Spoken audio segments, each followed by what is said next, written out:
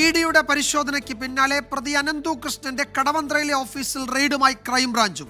മണി chain മാതൃകയാണ് പരീക്ഷിച്ചതെന്നും കുറച്ചുപേർക്ക് സ്കൂട്ടറുകൾ നൽകിയ ശേഷം കൂടുതൽ പേരെ ആകർഷിക്കുകയായിരുന്നു രീതിയെന്നും പ്രതി ക്രൈംബ്രാഞ്ചിന് മൊഴി നൽകി. കേസിൽ സായിഗ്രാം എക്സിക്യൂട്ടീവ് ഡയറക്ടർ KN ആനന്ദകുമാറിനെതിരെ കോടതിയിൽ ശക്തമായ തെളിവുകൾ നിരത്താനാണ് അന്വേഷണ സംഘത്തിന്റെ തീരുമാനം.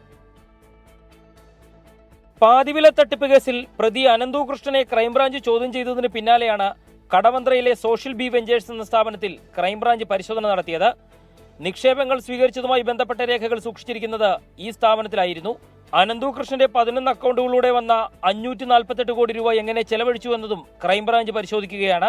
ഇന്നലെ ക്രൈംബ്രാഞ്ച് ചോദ്യം ചെയ്യലിൽ മണി ചെയിൻ മാതൃകയിലുള്ള നിക്ഷേപം സ്വീകരിക്കലാണ് താൻ ഉദ്ദേശിച്ചതെന്ന് പ്രതിമൊഴി നൽകി. കുറച്ചുപേർക്ക് ആദ്യഘട്ടത്തിൽ സ്കൂട്ടർ നൽകിയതോടെ കൂടുതൽ പേർക്ക് വിശ്വാസമായി. ഇതാണ് താൻ ഉദ്ദേശിച്ചിരുന്നതെന്നും പ്രതിമൊഴി നൽകിയിട്ടുണ്ട്.